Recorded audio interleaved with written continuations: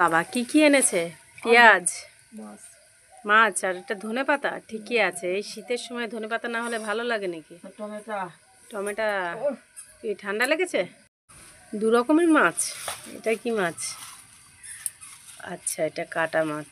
বেশ ভালো। এই ছোট মাছ অনেক দিন ধরে খাওয়া হয় না, ভালো হবে। এই ছোট মাছের চচ্চড়ি হেভি লাগবে। এখানে আদা আছে, বেগুন আছে একটা। হ্যাঁ, বেগুন আছে তো। তো দেখা যাক কী দিয়ে কী রান্না করি, পরে তোমাদের সঙ্গে অবশ্যই শেয়ার করছি।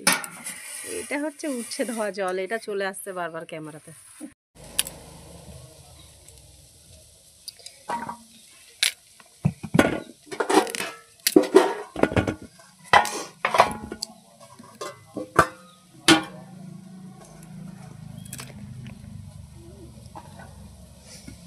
ফুলকপি দিয়ে ওই কাটা মাছের ঝোলটা হবে।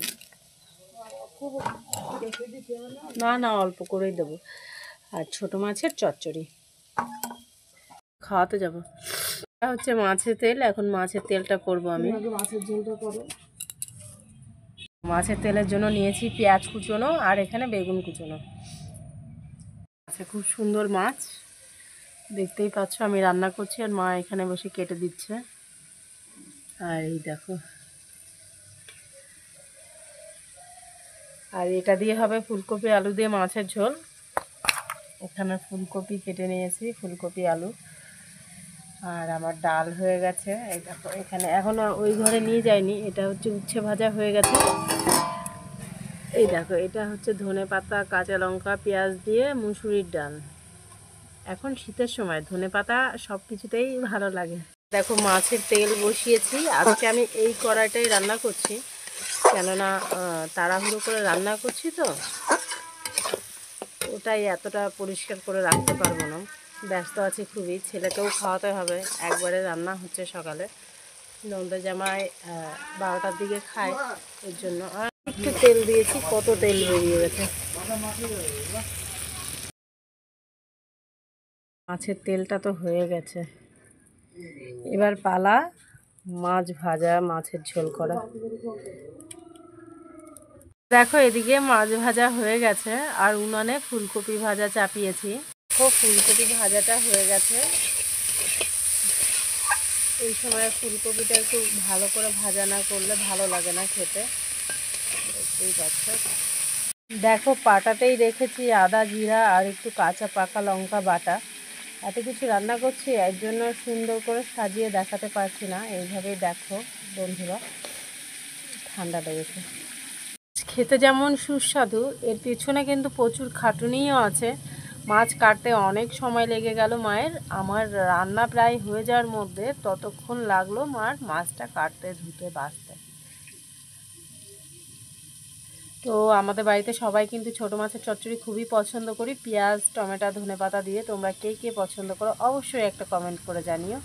আর এটা কিন্তু হাতে মাখানো চচ্চড়ি হবে, মাছটা ভাজা হবে না, একেবারে মশলা দিয়ে তেলের উপর। তোমাদের অবশ্যই দেখাবো, দেখতে থাকো। দেখতেই পাচ্ছ, মাছ হাতে মেখে নিয়েছে, এটা রান্না করছে মা। এখানে আদা, জিরা, শুকনো লঙ্কা, পেঁয়াজ সব দিয়ে মাখিয়ে নিয়েছে। এটা কিন্তু ভাজবে না, একবারে তেলের উপর দিয়ে দেবে। আর মা এই শুকনো চচ্চড়িটা খুব ভালো করে, হাতে মাখানো। আমি অতটা পারি না, লেগে যায় আমি করতে গেলে। এর উপর জিরা দিয়ে দিয়েছে, এবার দিয়ে দেবে মা।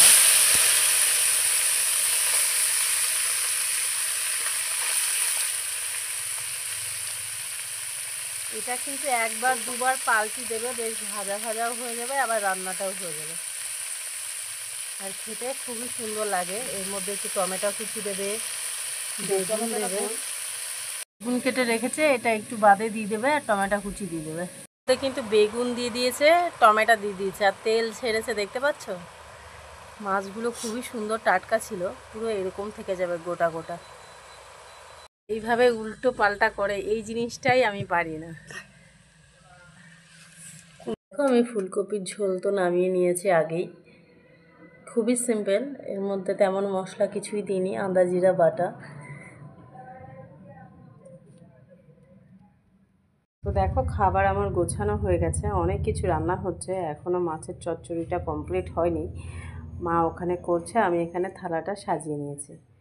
এখানে আছে, প্রথমেই দেখতেই পাচ্ছ, একটা মাছ ভাজা, আর এটা মাছের তেল, উচ্ছে আলু ভাজা, আর এখানে আছে ফুলকপি আলু দিয়ে মাছের ঝোল, আর এটা মুসুরির ডাল, আর মাছের চচ্চড়িটা আসছে।